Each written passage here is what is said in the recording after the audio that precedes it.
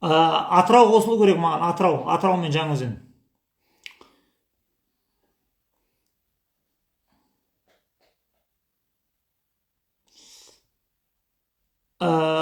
Зікір біраздан кейін болады. Өзі арнайы тема болады мына кітаптың ішінде.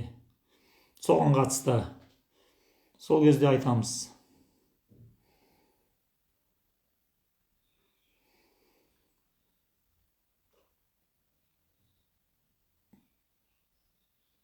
Қазір не Жаңаөзен мен Атырау шығу керек. Содан кейін бастаймыз.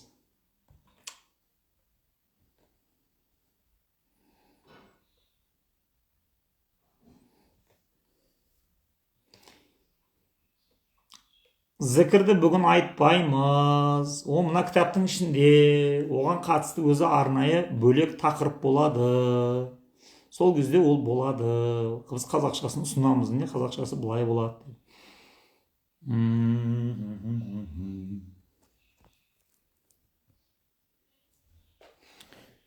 Дауыс бар, бейне жоқ дейді біреулер айтады. Солай ма не?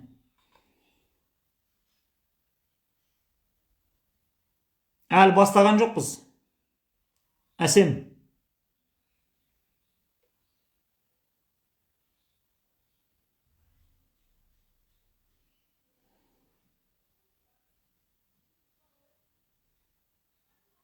Жаңаөзен қосылды. Все. Жаңаөзен бізге мынау 30 жыл қазақты қорлап, табанына салып таптап, байлығының бәрін тонап, тентіретіп жүрген ана ұялмағы ұятсыздың династиясын құлатқан негізгі жұрт Жаңаөзенде шоғырланған ғой. Бізге осы мына Жаңаөзен қаласы мына шалдың династиясын құлатып бергені үшін біз өзіміздің алғысымызды осылай білдіреміз. Яғни Жаңаөзен жұрты эфирге қосылмайынша біз негізгі әңгіме бастамаймыз. Өйткені бәріміз қарыздар болып отырық қой енді.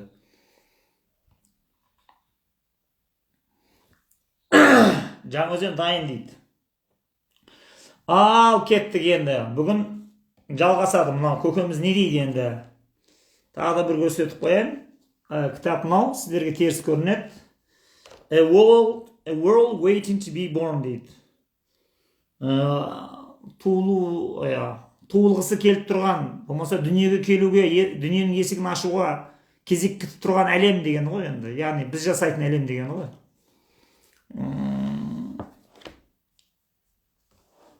Дауыс бәрі жақсы естіліп тұр ма?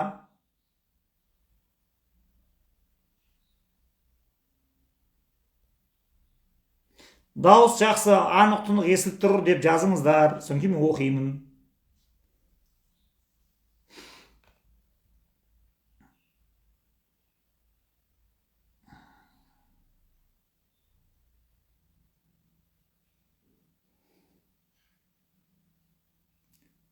Дұрыс. Жаңаөзен жаңа Қазақстанды құрды дейді. Оның атын өзгерту керек. Жаңаөзеннің жаңа Қазақстан дейді. Сосын ана бұрынғы Фурманов көшесіне Жаңаөзен деген атау беру керек. Жаңаөзен көшесі деп, Алматыдағы. Сонымен кеттік енді. Мына біздің бәрімізді невроз қылып бітірген, ата-аналардың бәрін миы мыңғы-дыңғы қылып жүрген, және біздің бала-шағамыздың бәрін тентек қылуға айналған бір нәрсе бар. Ол мына дүниеге келгеннен кейін немен айналысамын, өзім немен айналысатынымды қайдан білемін, мен не істеп не қоямын деген сұраққа шатылаттағына, сонымен сол өмірдің соңына дейін басы қатады адамдардың. Енді соған байланысты бұл біраз өзінің өмірінен психотерапиядағы өзіне кездескен, жолыққан, жұмыс істеген адамдардың несінен, тәжірибелерінен жинап бір әңгіме шығаратағына, сосын соны халыққа ұсынады. Мен мынандай тәжірибе жинадым, менің өмірімде, ғылымымда, оқыған жерімде мынандай нәрселер өтті. Оқиға былай екен дейді. Соның ішіндегісі наңарыш Tell them I came дейді. Айт оларға дейді, мен келдім дейді. But no one answered дейді. Бірақ ешкім жауап бере алмады дейді. Қазір біз бір мәселені көтереміз, бір сұрақты ортаға тастаймыз. Бірақ сіз бүйтіп ойлап қалмаңыз, дәметіп қалмаңыз. Мына күшті сұрақты қойып жатыр. Қазір Скоттбек соның соңында мына ауыз қылып жауап береді деп. жауабы жоқ сұраққа басымызды қатырамыз. Бірақ оның жауабы жоқ екен деп тастап кетіп қалсаң, онда екі есе батпаққа батамыз. Просто оның жауабы жоқ екенін білудің өзі бір рухани өсу болып есептеледі. Сондықтан любой нәрсеге жауап берем деген амбицияның өзі дені сау адамдардың ісі емес. Яғни белгілі бір мәселеде болды, бұны Құдай біледі, бұған біздің күшіміз жетпейді деп, адам өзінің ақылының шектелген жерін ары қарап тылсымға кіре алмайтынын мойындау керек. Енді суфизмге кіретін болсақ, оны қаттырақ айтуға болады, жаңағы Құдайдың заты тылсым әлем пәлен пәштін деп. Бірақ енді біз мына кітаптан барынша қатты шығып кетпеуге тырысамыз. Автордың әруағы ренжуі мүмкін де, енді мен христианмын ғой, енді Санжар Шілей енді өзінің Қожа Ахмет Яссауиге қарай подгон жасай бермесе, мен де сыйласай, менің де көзқарастарымды уважать етсе деп ренжуі мүмкін де. Сосын амал жоқ, авторға құрмет көрсете отырып, өзіміздің де позициямызды соның қабатында алып жүреміз енді. Бейдейді. To most people, vacation simply means көптеген адамдар үшін орысша призвание дейді. Болмаса бейімділік дейміз ба, өмірдегі бір айналысатын оның міндеті дейміз ба, арқалаған борышы дейміз ба, не дейміз өзі? Құдай сені не үшін жаратты деген, қандай призваниемен келдің сен мына дүниеге деген. Сонда дейді, vacation деген сөз болса, бұл қазақша сенде бір әсемпаз болма әрнеге, өнерпаз болсаң арқалан, сенде бір кірпіш дүниеге кетігін тапта барғалан ғой енді. Сол енді кетігін қай жерде деген әңгімені vacation дейді. Енді соған қарап, енді мына әңгіме кіреді енді. What one does for a living, бір адам бір кәсіп үйреніп, соны бір мал тапса, one's occupation or career, біреу бір мамандықпен бір карьера жасаса, онда соны vacation деп айтады дейді, біздің қазіргі адамдар дейді. Яғни менің профессиям, айналысатын ісім, қоғамдағы орным, осы жасап жатқан жұмысыммен, осымен нан табам, мал табам деп айтады дейді. Енді осыған келісуге бола ма дейді. Бұл тым таяз ғой дейді. Түсінікті тереңдетейік та, жан-жағын кеңітіп қазайық та дейді. Тар түсінікке қамалып қалмайық та жігіттер дейді. For many religious, енді көптеген мындай нелерге, дінге сенетін адамдарға, however, однако, the definition is more literal yet far more complex. Бұл vacation деген сөздің мағынасы өте терең, өте кең, өте күрделі ол дейді. Сен де ойлағаннан біз ары қарай кетеміз дейді. Көрдің ба? Уже егер сен Құдай ұғымын алып тастайтын болсаң, онда сені Құдай не үшін жаратты? Мына өмірге сен не үшін келтірді деген сұрақ кетіп қалатын болса ортадан. Яғни Құдайды лақтырып жіберген кезде Құдай сені не үшін жаратты деген сұрақ онымен қоса кетіп қалады ғой енді. Онда сен өзің қаласыңдағыны, онда мен өзімді мынандай кәсіптер игеріп, мынандай жолдармен ақша табам деген төменгі сатыда қалып қоясың. Сондықтан бұлар енді біз кеңітеміз енді дейді. The word vocation literally means calling. Енді vocation деген сөзді сөзбе-сөз мағынасын тексеретін болсам calling дейді. Яғни шақыру деген сөз бұл дейді. It is derived from the Latin verb vocare. Бұл латын сөзіндегі vocare деген сөзден шығады. To call, яғни біреуді дауыстап шақыру. The same verb, осы етістік, that is the root of the adjective vocal. Егер білетін болсаңыздар, осы қазіргі ағылшын тіліндегі сын бар емес ба, вокал деген, яғни дауыстап, вокал ән, дауыстап ән айтатындар бар ғой. Сол вокал, дыбыстау, дыбыс шығару деген сөзден шығады бұл дейді.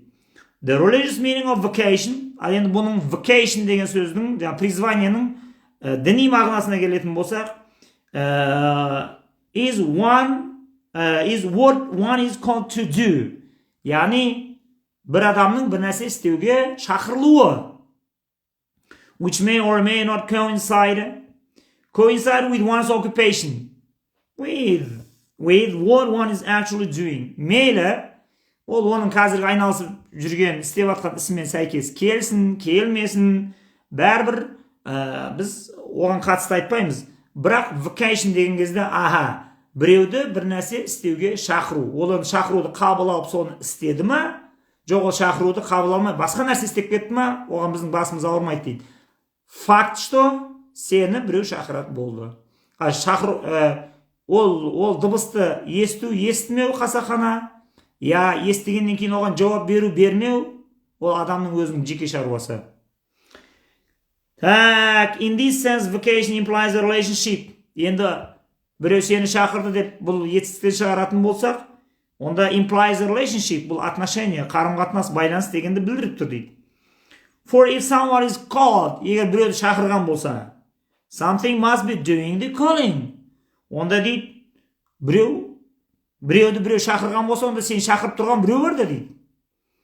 This something is God. Онда жағы бізді шақырды деген біреуіміз, онда Құдай болып керек ол дейді. As a Christian, мен енді христиан болғандықтан, I believe that God calls us human beings. Онда біз былай деп сенеміз дейді. Құдай бізді дейді, жағы human beings шақырады дейді.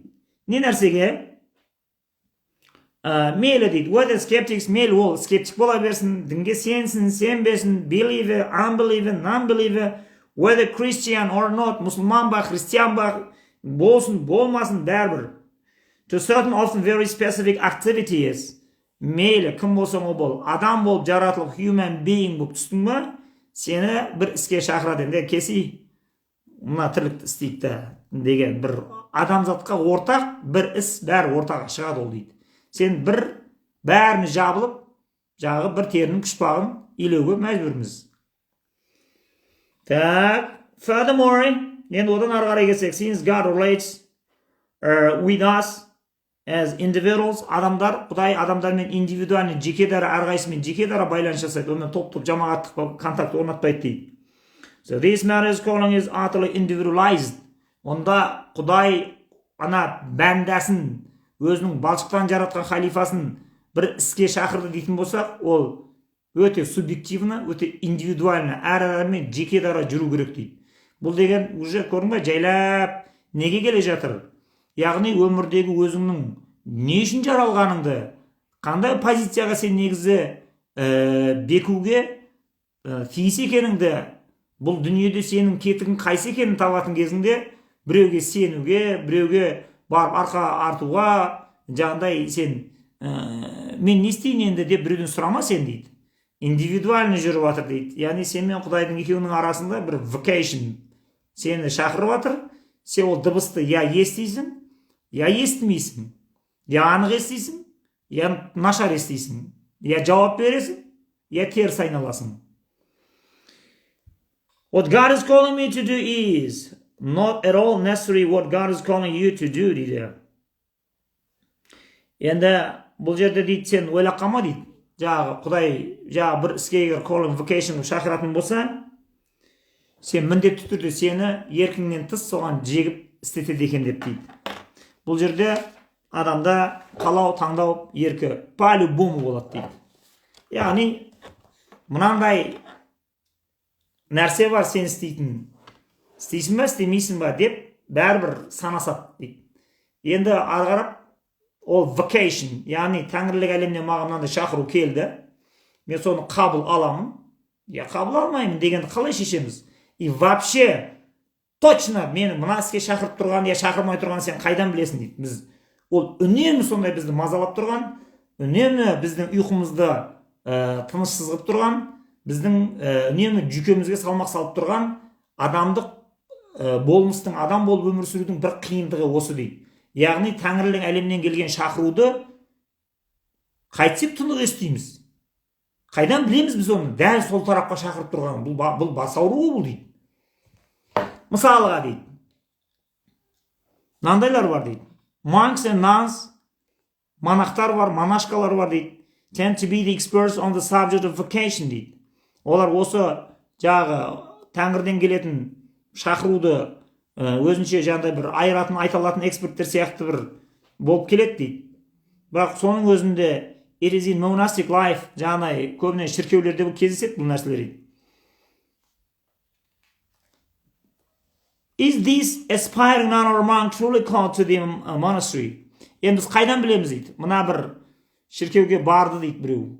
Сөйтті да ол мен күйеуге тимеймін, я үйленбеймін, осы жерде жағдай тақуалықпен Құдайға ғашық болып өтем десе ол дейді. Оны Құдай соған шақырды ма, шақырмады ма, оны біз қайдан білеміз оны дейді. шақырмаған шығар оны, ол өзі фанатизмге кетіп қалған шығар. Ол өмір сондай түсінбейсің дейді. Мысалы біреу үйленем деп айтады дейді, үйленбеймін деп айтады дейді. Ана шіркеуге өмір бақи мен шықпаймын, осының ішінде жата беремін, мен мына дүниенің мына былғанышына, саясатына, анаусына, экономикасына, мына былғанып жатқан экологияға, мына ГМО тамақ жемеймін мен бәлем бәшім деп. Оның призваниесі сол жаққа қарап келіп тұр ма, келіп тұрған жоқ па? Жоқ, ол өзі жасап алды оны. Біз оны қайдан білеміз дейді. Көрдің ба дейді, осындай үлкен бір мәселе бар дейді.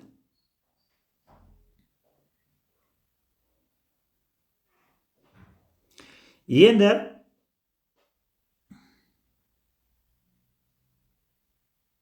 бір күні енді бұл мыналар тұрсын дейді. Біз мынандай мәселені талқылайық дейді. Бұның қаншалықты маңызды екенін дейді. Бұның қаншалықты маңызды екенін күнделікті өмірден көреміз дейді. Bir күні енді ұзақ бір мысал берді. Bir 40 жасында 40-year-old surgeon major in the army consulted me for a mild depression дейді. Бұндай бір депрессияның бір жеңіл түріне түскен, өзінің жасап жатқан жұмысына көңілі толмайтын, өмірге деген құштарлығы әлсіреген, сөне бастаған бір жігіт келді дейді маған. Сөйді дағыны айтты дейді. Осылай проблема, короче. Енді онымен сөйлестім дейді. Ол айтты дейді, маған негізі мынау ұнамайды, мені Германияға жіберіп жатыр. Сонда енді мен жаңағыдай, енді военный болғаннан кейін көшіп қонып жүреді енді жаңағыдай, біресе ана жерде 1 жыл, ана жерде 2 жыл, 3 жыл. Сол енді Германияға жіберіп жатыр. Менің ол жаққа баруға сонда бір құлшынысым да жоқ. Білмеймін, өзіме не болған, менде уже крышам кете бастады деп айтты дейді. Сосын мен онымен тұрдым дағыны сөйлестім дейді. Сонымен әңгіменің барысында he struck me as being artistic дейді. Ана баланың бір художествоға, өнерге бір бейімі барын байқап қойдым дейді.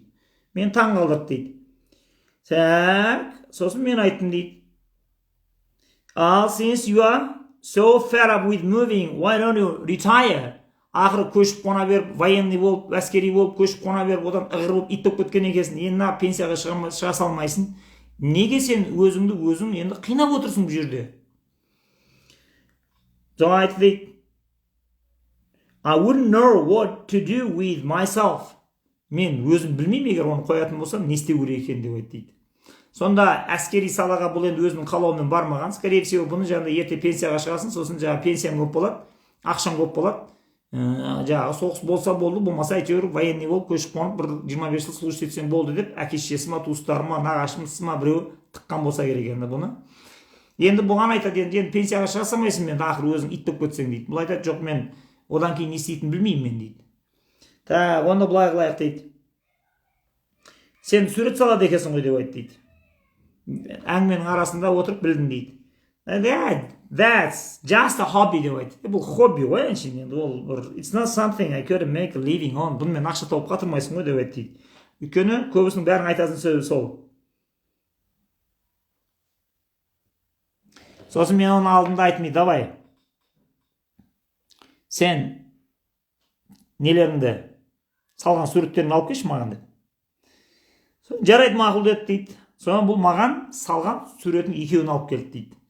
Мен қарасам, ананың салған суреттер енді блестящий суреттер дейді. Мынаны алып бар, дәл осы қалпында қазір аукционға салып жіберсең, ана сатып жіберетін суреттер дейді. Сосын мен оны айттым дейді, сен қарасайшы, сені Құдай қай тарапқа шақырып жатыр.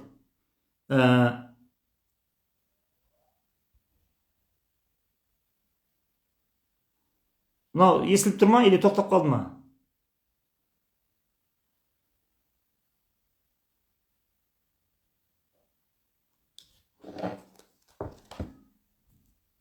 Эфир бар ма, жоқ па?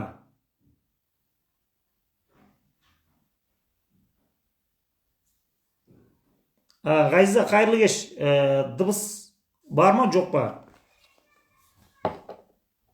Жақсы естіліп тұр.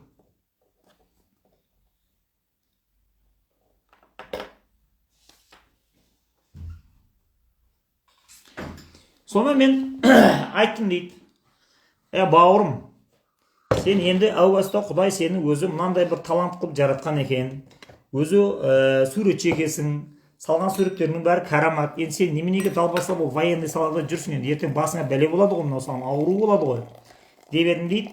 Сондағы бар айтатындары, көрдің бе, ана жаңағыдай айналып келеді дағыны, бұл сурет салумен көп ақша таба алмайсың ғой, бұнымен қатын бала шағаны асырай алмайсың ғой деп анау айта береді дейді маған қайта. Мен оны дейді қанша қайрадым дейді, одан кейін өйтіп айтпа, мынау ертең сен өмірің бәрібір бітеді, сен бәрібір қартаясың, өлесің.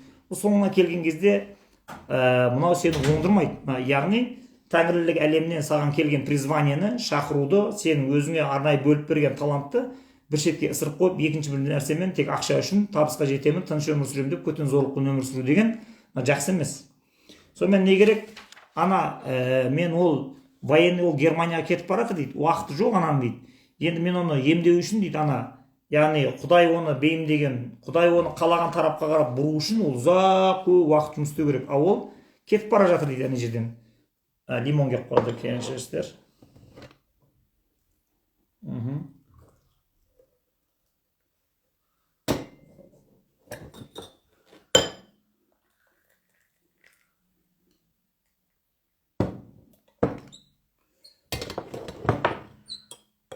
Thank you.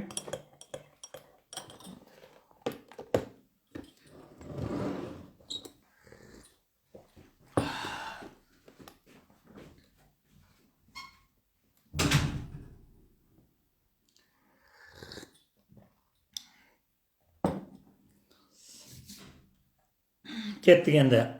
Сонымен екеуміздің арамызда біраз трение болды дейді. Бірақ көрдің ба дейді, жаңағы адамды жаратқан кезінде Құдай адамды жаратқан кезінде адамды бір нәрсеге бейімдеп жаратады, бір ұлы бір іске шақырады, қоғамдағы бір істі соның көтеруіне оның қатысқанын қалайды, бірақ бұйырмайды дегенне мынау айтады. Қара, мына адам дейді, енді оның дейді тұла бойында сол сурет салып талант дейді, жаңағыдай өнерді дүниеге бір эстетикалық ләззат сыйлайтын бір не беріп тұр дейді, оған мүмкіндік беріп тұр дейді. Ал ол дейді, оның бәрі ол призваниені тыңдаған жоқ, қалаған жоқ, алды да ол теманы жауып тастай салды. Сонымен не керек, мен бәрі Германияға кетем, осылай деп тұрып алды дейді. Жақсы, мақұл. Сонымен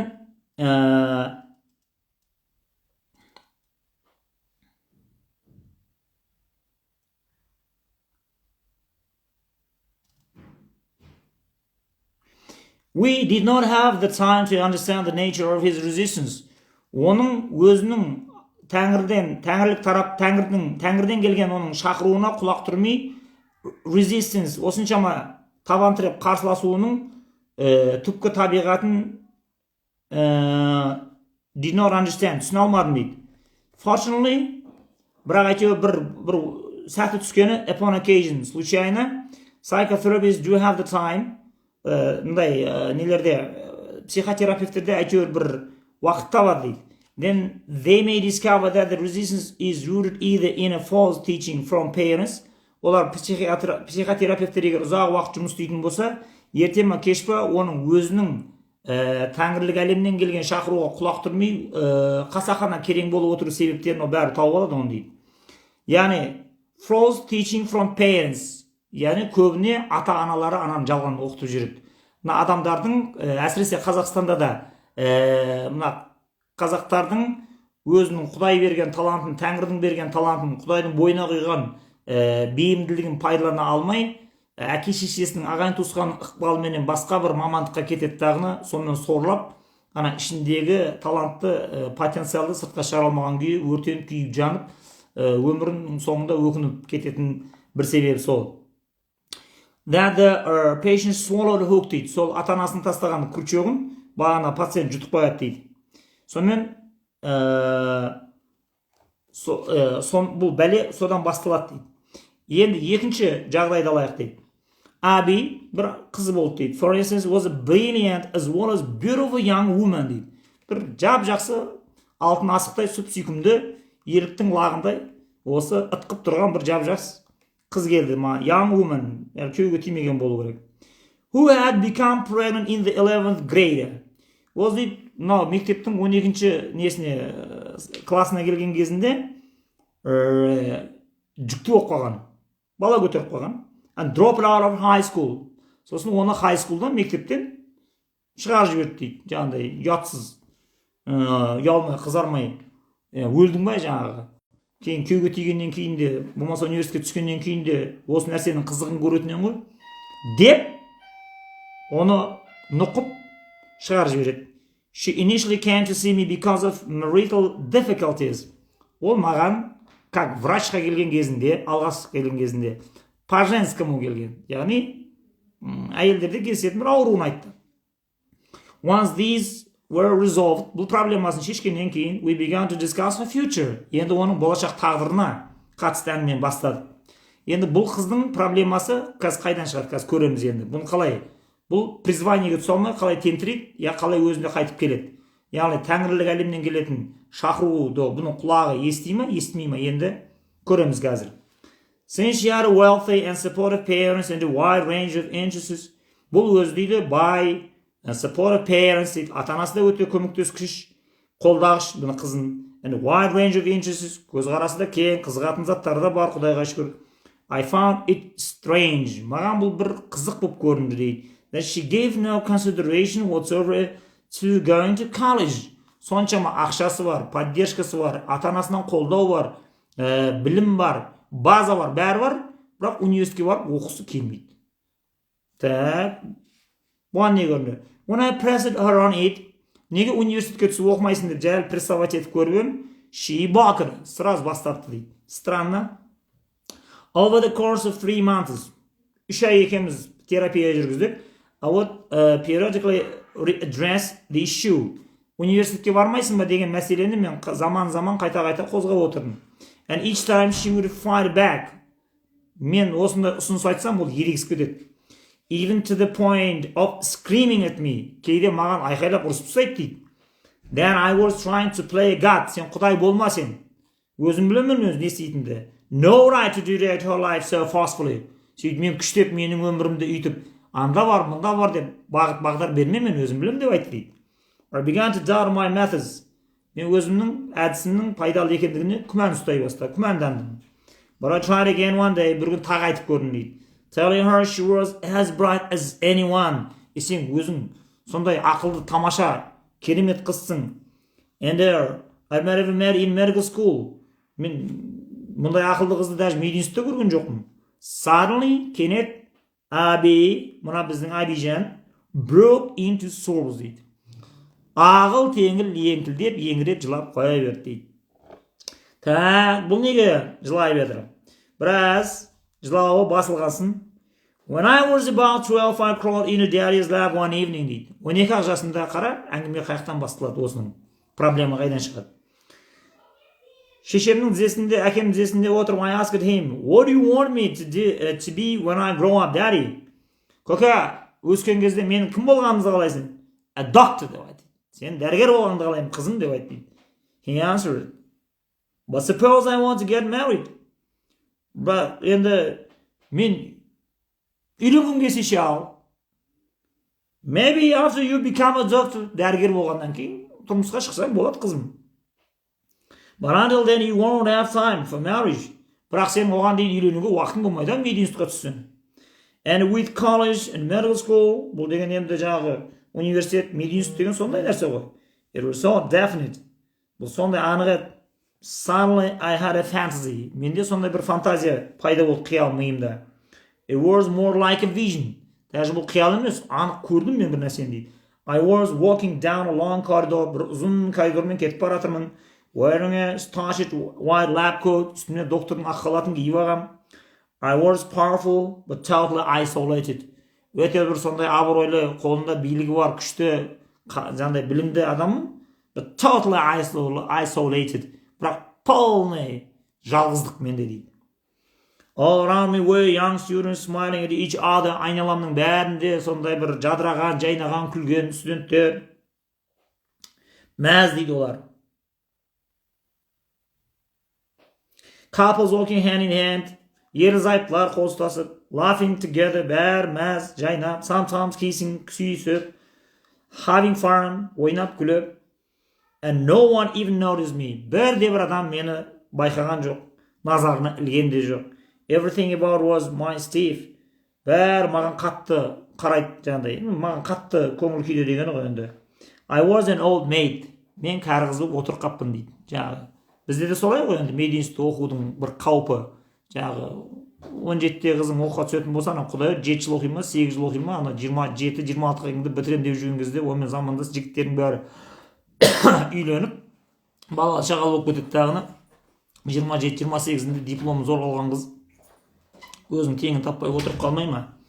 Америкада да сондай екен, бірақ енді сол бұл қай жылдар? 85-90 жылдар ғой бұл енді. No one cared about me. Ешкім маған көңіл бөлмейді. And I was so alone дейді. Сондай жалғыз қалдым дейді. I have had that vision ever since. It's haunted me. Бұл осы көрген көрінісім жаңағы кәрі қыз болып отырып қалған дейді. Кәдімгідей менің ізіме түсіп алып қайда барсам сонда ізімнен қалмайды. Осы төбемнен төнетте отырады дейді. Not a week goes by, but I don't know, think about it. Мен бұны ойламасам тұра алмайтын бәлеге ұшырадым. In the sessions that followed, I worked on her negative fantasy. Оның бұл негативный қиялы жайында біраз жұмыс істедік дейді. Бұл не пәле өзі? We explored the reasons she had given the father so much authority over her. Ал бәленің бәрі ана әкесі слишком авторитетный адам дейді. I explained to her she was right that I was not God. Я дұрыс айтасың. Шынында да мен құдай емеспін ғой саған үйт деп ақыл айтатын. That I could challenge her on what seemed inappropriate for her, but I was not wise enough to determine the specifics. Кәдімгі мен енді оның специфический, оның тонкий нәрселердің бәрін детермин, жаңағы анықтап беретіндей ондай бір жеткілікті дәрежеде бір данышпан емеспін ғой дейді. That I had mentioned her being adopted just by way of example. Просто шын мысал үшін ғана айта салған мен оны дейді. Ал енді өзінің өміріндегі special calling, Тәңірдің тарафынан оған келген призвание, шақыру не дейді? Оны ол өзі шешеді дейді. Әрбір адам анау айтты, мынау айтты демейді. Мені Құдай мына мәселеге жаратты, менің орным мына жер сияқты, мені ана тарапқа шақырып тұрған сияқты деп, әркім өзінің Құдайдың қай тарапқа қарай шақырып көмекке, я болмаса өзінің орны қай жерде тұрғанын дейді, ол индивидуалды шешіп алу керек. We learned how. Сосын мына нәрсені білдік ақыр дейді. When she had just turned 14, 14 жасына келген кезде, she and other 9th graders had to fill out a form expressing whether they wanted to go to college or take vocational courses. 14 жасқа келген кезде бұларда мектепте не алады? Анкета алады. Сөйтеді бір форманы толтыртады. Яғни қандай колледжге, университетке барғың келеді. Не болмаса жаңағыдай біздегідей кәсіптік училищеге оқисың ба дейді. Соң бұл тұрады, she elected the vocational track. Бұл университет сондай білімді бай семьядан шыққан, ақсүйек семьядан шыққан болса да, мен училищеге барам дейді, кәсіптік. Повар деген сияқты. We learned the next fall, her teachers, келесі күзде оның мұғалімдерінің бәрі, told her she was too intelligent. Сен өте интеллектуал, өте ақылды, оқымысты қызсың. Сен айналайын-ау, ояқта не амақсың училище? Сөйтті дағына, they had decided. Оқушының орнына аналар шешті дейді енді. Despite her choice, бұның таңдауымен мұғалімдер санасқан жоқ дейді. To place her in the college preparatory program. Сөйтті дағына, университетке дайындайтын подкурсқа бұны алып тағын жазып тастады дейді мәсаған деп. We learned how hard she had then tried to fail her courses дейді. Ал бұл былай қарап тұрсаң престижный курс, престижный университет. Рахат қой сені бір университетке сені мектепті бітіресің, университетке түсетін ғана тоқтай тұр. Бір жыл сені подкурста, ана университетте оқуға ілініп кету үшін сені мынандай специфик пәндер бойынша сені дайындаймыз деп оқытатын болса, жан деп баруың керексің ғой енді, былай қарағанда. Біреу сені оқытам деп тұрса, бәлең бар ма? Бұл ана өзінің призваниесіне сәйкес келмей қалғаны үшін ана престижный университетте бұл кері қарай кетеді енді. Ақыры құтыла алмай радикальный шешімге кетеді. All her grades had dropped. Бағасы үлгерімінің бәрі нашарлады. But she couldn't quite put it off well enough. Оқуын қатырмады бұл дейді. Сөйтті дағына басқаша қимылдары. And we learned her finally. Ақырында не болды білесіңдер ма дейді. Finally, финалында, at the end of her junior year, соңғыма курсына келген кезде, in desperation, отчаянный болды, үмітсіз болып кетті соншалықты. She had become pregnant to assure that she wouldn't go to college. Алдыдағына екіқабат болып қалды дейді. Барғанда саналы түрде бір жігітпен ойнап күліп бала көтеріп алғанда ғана болды, мен бала туайын деп жатырмын, енді мені университетке бар деп қинамаңдар деген.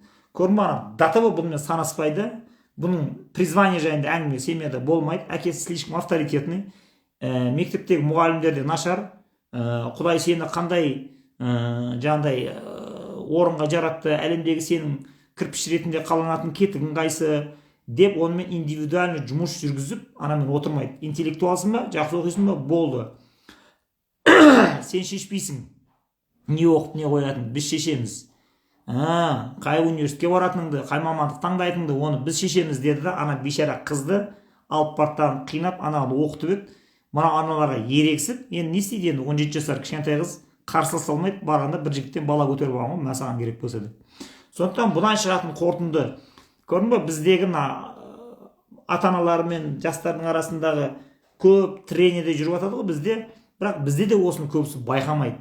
Яғни ана өзінің ұлының қызының ішінде ата-анасының бұның орнына жасаған таңдауына деген қарсылықтары болады дағыны, бірақ оны ашық айта алмайды, өйткені әкесі шешесі өте слишком авторитетный адамдар, қоғамда бір беделді, балдары престижный университетте оқымаса, бұлар оны ар намыс көреді да, ана қызын қинап, я ұлын зорлап, 21 ғасырдың ең блатной мамандықтары деп жаңағыдай айтима майтима бірдеңе оқытып, сонымен ана бейшараны тентіретіп жібереді.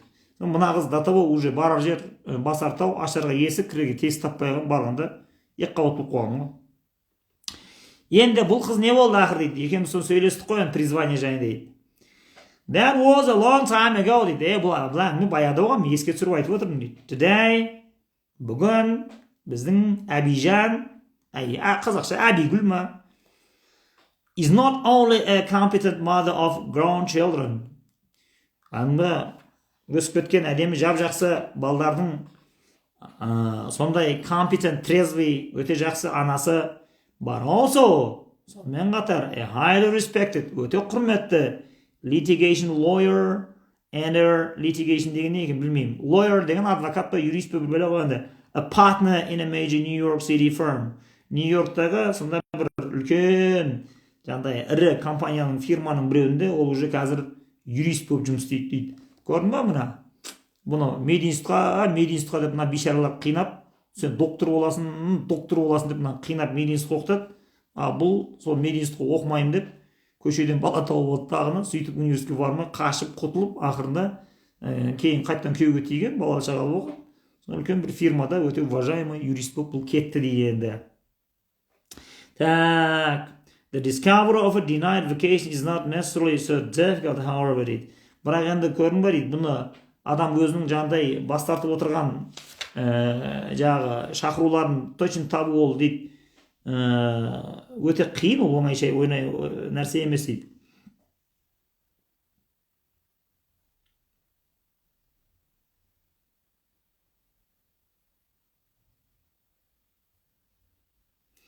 Енді тағы біреу келді дейді.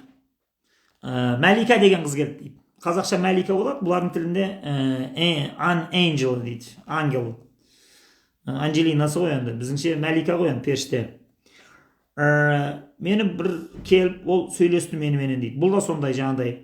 First to work through a messy divorce, өте нашар жағдайда ажырасқан, and then through a very messy childhood, балалық шағында өте ауыр болған, әкесі де ішкіш болма, құдай білсін. Сонымен не керек? Despite all her troubles, басынан өткен көп қиындықтарына қарамастан дейді. She had a kind of light inside her. Ішінде бір сондай бір нұр бар еді бұл қыздың дейді. Келіншектің. That radiated out. Сондай айналасынан нұр шашып тұратын, иманмен қаптап қойғандай бір карамат келіншек еді бұл өзі дейді. Naturally drew spiritual people to her. Кәдімгідей өзі айналасына бұл жаңағыдай рухани адамдардың бәрін тартып, соны топталып, жиналып еріп жүретін. She was nearing the end of her therapy and we were discussing its termination with all the uncertainties involved.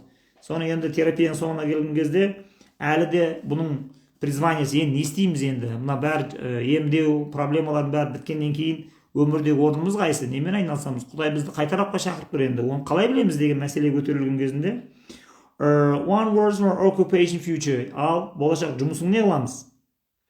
She was a high school teacher. Олардың алдында мектепте мұғалім еді, and a good one, жақсы дейді. And she had a nagging feeling there was something else she wanted to be doing дейді. ол жерде дейді сондай бір оның жан дүниесіне жақпайтын еді дейді, бұл нервісіне тиетін бір нәрселер бар еді дейді. Lying on the couch on a session, she had fallen into a peaceful, contemplative silence. Бір күні бұл жаңағыдай үнсіздікке түсіп кетті дағыны, біраз жатты дағыны бір кезде. Then abruptly broke silence saying дейді, мен the last damn place you'll ever find me in a convent дейді, мен монастырға кетем деп айтты дейді. I pricked up my ears, құлағым елең ете қалды дейді. Why did you say that? Нағып дейді монастырға не қатысың бар сенің? I don't know, she replied, I just popped out of my unconscious. Осында бейсарман атып шықты осындай ой. Well, you'd better look at it then, hadn't you? Дұрыстап, жақсылап ойлан сен мынаны қара. Сонымен не керек? Бұл жоқ, менің орным монастыр, мен Құдай сояққа шақырып жатыр деді дағыны, кетіп қалды дейді. Енді осы жерде бір нәрсе бар дейді. Сонда өте бір изюминкаға келеміз.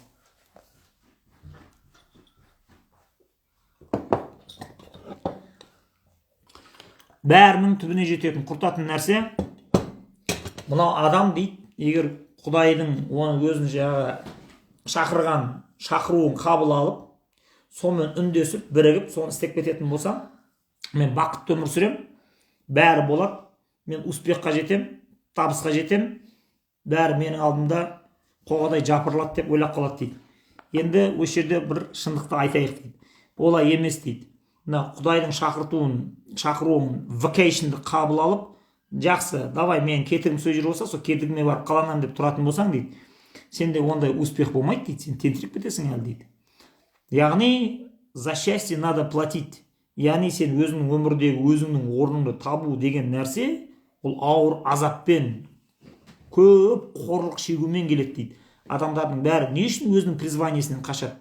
Яғни Құдайдың оны бір нәрсеге бейімдеп шақырып тұрған көріп, біліп, іші сезіп тұрса да, оны саналы түрде өзі тұншықтырып өшіп тастайтын негізгі себебі, оның ар жағында үлкен әңгіме бар дейді. The fact that an individual is exercising his true vocation дейді. Яғни өзінің настоящий vocation, призваниесін есту, does not guarantee him happiness. Ол дейді, ешқандай оған гарантия бермейді саған дейді, бұл жаңағы шылқы өмір сүрем, бүйтіп өмір сүрем деген гарантия жоқ саған дейді.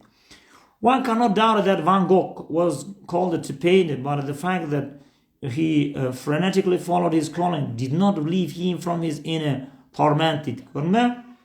Осындай, indeed sometimes we suspect that the inner torment may be an essential ingredient of the calling дейді. Ана Ван Гог дейді, өзінің дейді призваниесіне қарай кеткен адам ол дейді. Яғни ол атақты художник қой, Голландияда өмір сүрген ненің Ренессанстың кезінде 16 ма 17 ма ғасыр. Бұл өзі до того уникальный художник болған, бірақ ол кезде художниктер ақша таба алмайды. Яғни сен аукцион қылып ондай әлі мынандай рынок деген нәрсе дамымаған. Ол кезде мына байлар шылқып байыған Голландияда, ана Ост-Индия компаниясы деген бір компаниялар бар ғой, бұлардың тоғылары байып, дүниенің бәрін тонап, кемелермен жүргізіп, кейіннен Англияда неден соғыста жеңілетін. Сол кезде бұлар ақшаны до того көп табаттағына, ол кезде мынау ақыл ой сана сезім деген әлі Европада дамымаған, енді келе жатыр ғой жаңа Ренессанс. Сондықтан олардың да байлары мына тура қазір Қазақстандағы мына білесіңдер ме 2004-2005-тен бастап мына жаңа байыған қазақтардың бәрі ана көбейіп кеткен ақшаны қайға жұмсарларын білмейді. Ақша ұстау мәдениеті жоқ. 70 жыл сырдың кезінде адамдардың бәрін стандарт айлыққа отырғызған, ауылдағылардың бәрі 70-75 сомның арасында алады, қаладағылар 160-170 сомның маңайында айлық алады. Болды, сен профессорлар бірдеңелер ғана бір 300 сомға дейін ғана апарат, қалған милиция бір бәлем, мұғалім, бәрі мындай аудандық деңгейдегі врачтар, облыс бәрі бірдей айлық отырғызып тастайды. Сондықтан мына 70 жыл ақша ұстау мәдениетін ұмытып қалғаннан кейін 2004-2005 жылдар мұнай сатылаттағына Қазақстанда артық ақша көбейіп кеткен кезінде ана бірден миллионер болып кеткен қазақтар көп ақшаны қайға жаратарын білмейді да, айналып кетіп мешіт сала береді, Құдайға жағам, ана алған ақшамды жаңағыдай ана ахиреттің банкіне де қойып жатырмын, ертең өлгеннен кейін дүнияда не бітірдің десе қарап жүрген жоқпын, мен ауылға мынау мешіт соқтым деп айтамын деген түсінікпен ұрып кете беремін ғой. Бірақ бастары жетпейді анаған. Ол тоқтай тұр, ол мешіт соққаннан кейін оған адам керек, ол мешітте ол медресе сияқты ол балдар оқыту керек, ол балдарды оқыту үшін сен кадрың болу керек, ол оқытатын кадрлар шетелде оқымаған болу керек, ол өзінің төл топырағында өзінің төл мәдениетімен, руханиятымен құнарланған болу керек. яғни иман шарттары, исламның негізгі доктринасы ғана ортақ Құрандағы тұрады, бірақ айналасындағы оның дүниетанымы, салт дәстүрі, мәдени қарым-қатынас, өндірген құндылықтарының бәрі ол қазақша болу керек. Оны қайдан аласың сен ол кадрларды? Ол ғалымдар дайындауың керексің. Сондықтан сен тапқан ақшаға негізі ғалымдар дайындау керексің, жастарды оқытуың керексің. Мына архивтерде көміліп жатқан кітаптардың бәрін қазу керек. Оған бұлар бас жетпейді дағыны, бар салп етіп, гүмпитіп ұрып кете беру ана мешіттің бәрін. Енді оның бәрі тұр, не істейді енді оны? Аптасына бір-ақ рет жұма намазға ауылдың балалары жиналады дағы, намаз оқиды, келесі аптаға дейін ол бос тұрады солай қаңырап. Ал есесіне ғылым, білім, өнер, ауылға барсаң қаншама талантты, уникальный ғалым болатын, спортсмен болатын балалар өріп жүр ғой, өріп жүр. Ақша жоқ, поддержка жоқ, сол жерде пияз егіп, тарбыз егіп, сосын нашасын, пашасын, насыбай, пасыбайын атып, пұтып, бычытып кетеді. Голландияда да тура сондай болатын, Ван Гогтан. Сөйттіғын бұлар патырлап шіркеу соғады да, енді оның ішін сәндеу керек, картина ілу керек. Соң Ван Гогқа біреуінен бір бай шақырып алып айтады ғой, осындай мен өкіртіп бір шіркеу соғып, сен бір ішіне мынандай картина салып бер маған, ақшасын төлеймін дейді ғой. Ван Гог болды дейді ғой. Былай қарап тұрсаң, бұл оған уникальный шанс ақша табатын да. Егер өзінің талантын пайдаланып, ана байды өзіне мұхлис қылып, давай мен сенің шіркеуіңді өле-өлгенше сәндеп отырамын деп, сол байды ақымақ қылып, жаңағы әр бөлмесіне бір картина салып беріп ақша алып отырса болады ғой. Жоқ, олай үйтпейді. Қанша уақытта заказ дайын болады? Маған 3 ай уақыт бер дейді. Болды дейді. Барады да бұл дәу жаңағы картинаны құдай берсін 5 метр ма, мына жағы 3 метр ма, картинаны салаттаған алып барады, бітті ма, бітті. Ана бай ашық баса дейді, мына Голландиядағы байлардың надандығын көрсететін страшный картина салып тастаған ана жынды. Сонда ол біліп тұр енді, ол картинаны ілмейді да, ол жерге өзін наказать етеді, тентіреп кетеді, ол ешкім заказ бермейді одан кейін. Соны мынау менің призванием, маған сурет өнерін берген кезде, сен сияқты надан, топас, мешкей, боққарын байлардың арамтамақтықпен тапқан ақша, конечно, арамтамақтықпен тапқан ақша барып, Индия мен Қытайдың барып, халқын тонап, құлғып, солардың бәрін ақымақ алып келген ақшалар омыралардың. Соны бұл енді Ван Гог ішінде тұр. Яғни Алла тағаладан келген маған шақыру, сен сияқты жуанғарын, месқарын, арамтамақ байлардың жаңағыдай өмірді босқа сүріп жатқаның картина арқылы сенің санаңа сәуле салу, сенің мына өміріңнің далбаса жалған екенін көрсету менің призванием. Сен мешіттің сәндеп ақша алу емес дегенде дәу ана сурет салып тастаған жынды.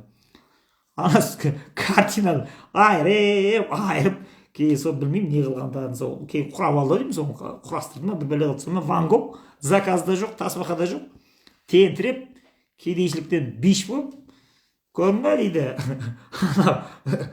Ана айтып отқаны, Құдайдың саған жіберген шақыруын есту, анаға құлақ түру деген, ой дейді да, короче, екінің бірінші даямайды, айналайын дейді, өте қиын шаруа дейді. Енді оны алмайын десең, өмірде ізің қалмайды, невроз боласың, өмірің босқа кетеді, мәңгілік тағы да былай бір 30-40 жыл шалқы өмір сүресің, одан кейін бітті шаруам деген ғой. Так, сөйтіп бұл Ван Гог қатыр дейді аналарда. Мысалға дейді, адамдар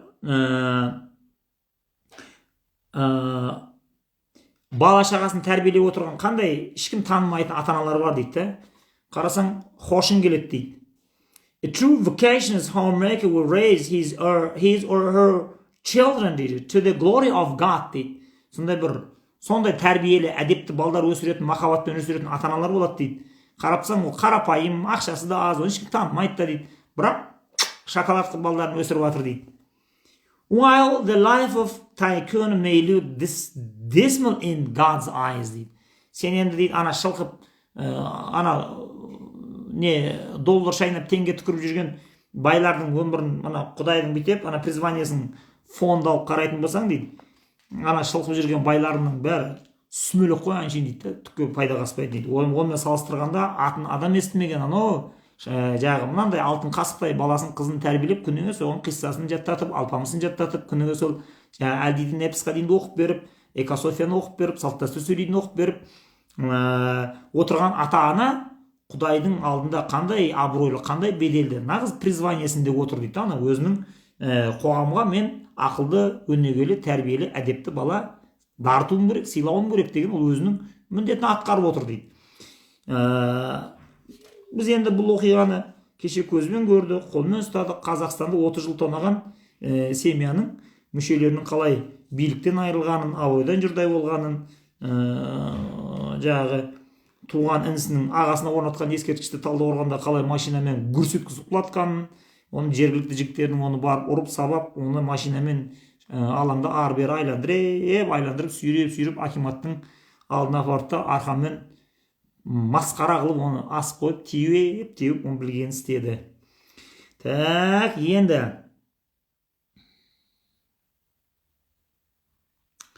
датаба материал көп vacation жайында. Қай жағынан түсерін білмейсің. Датаба көп жазып тастаған.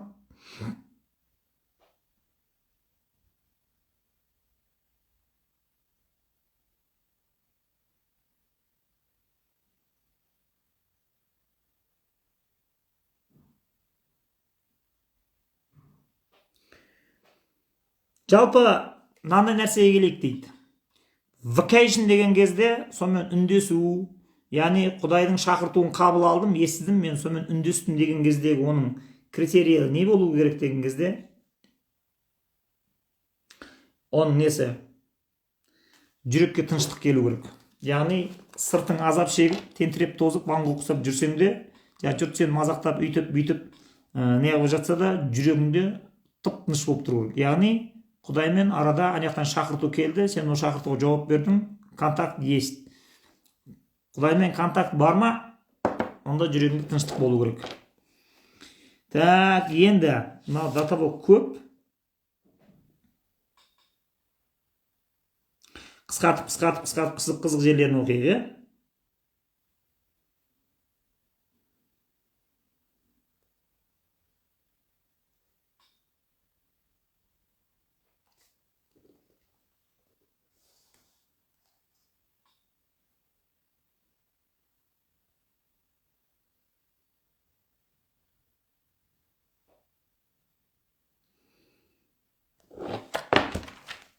Енді мынандай нәрсе бар дейді.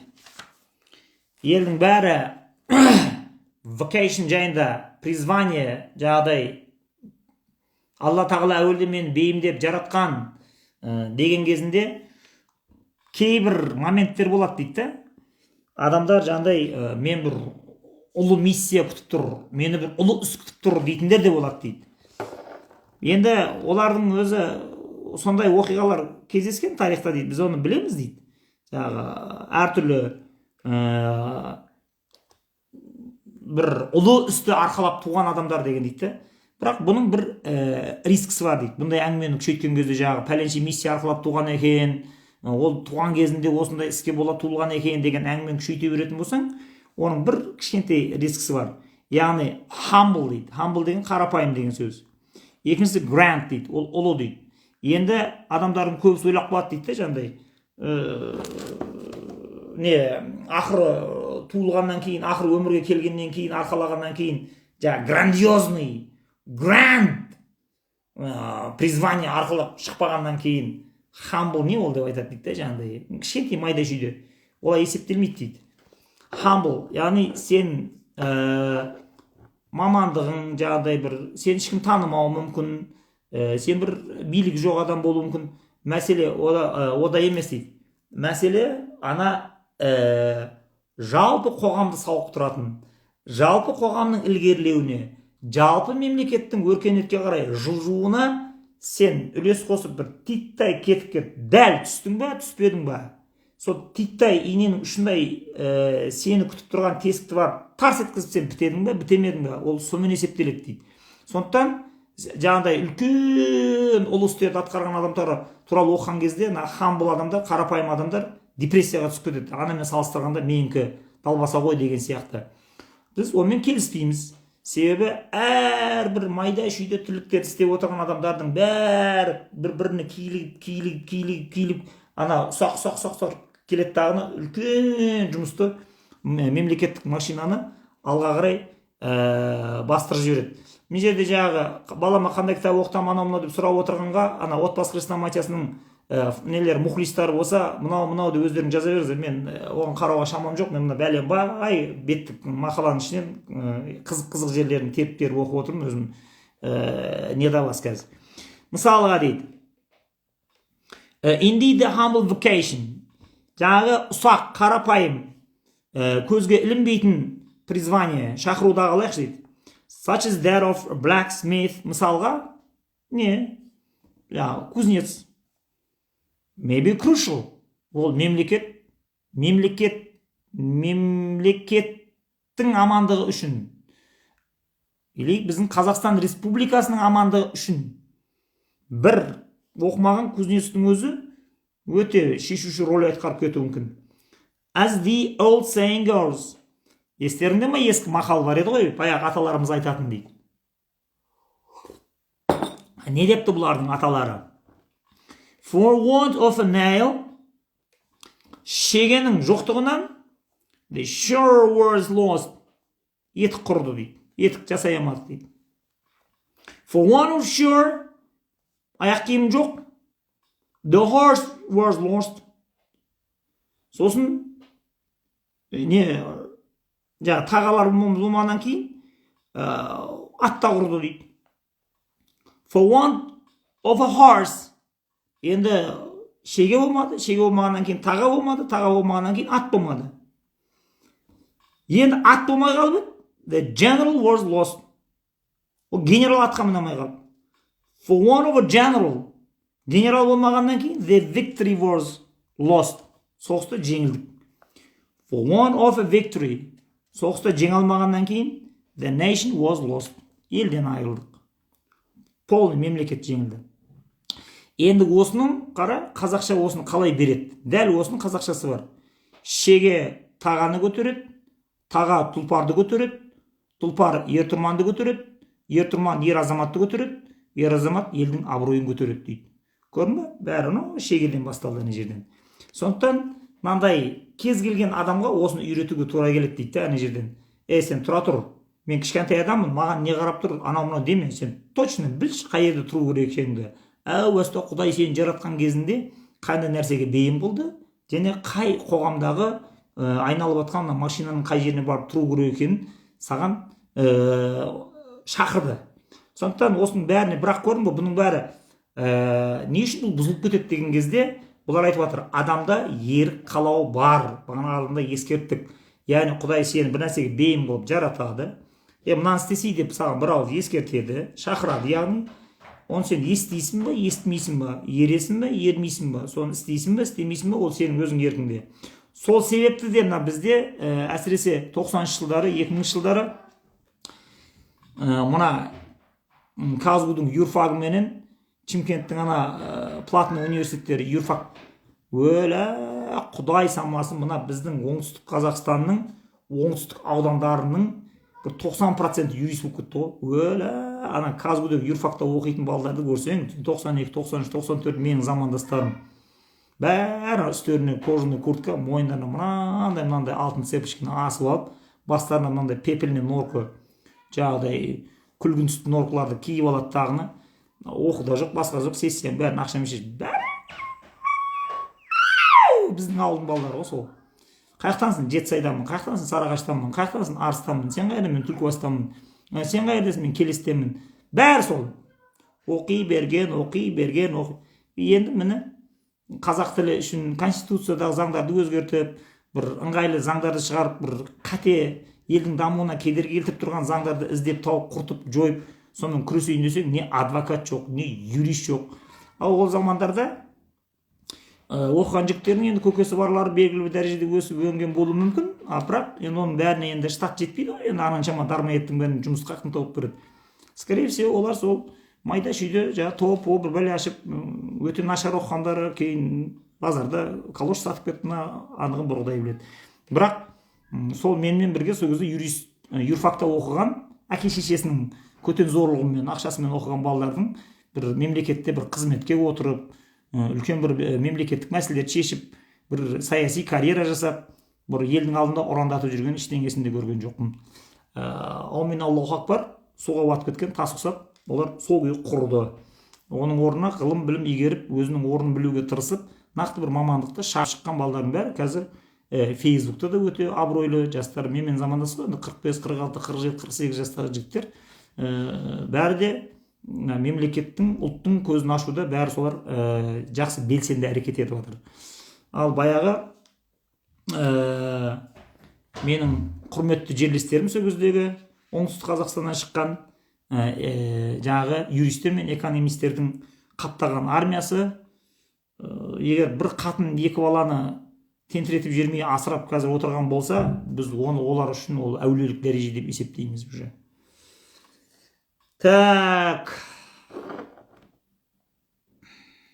Мынау қай жерін оқимыз енді?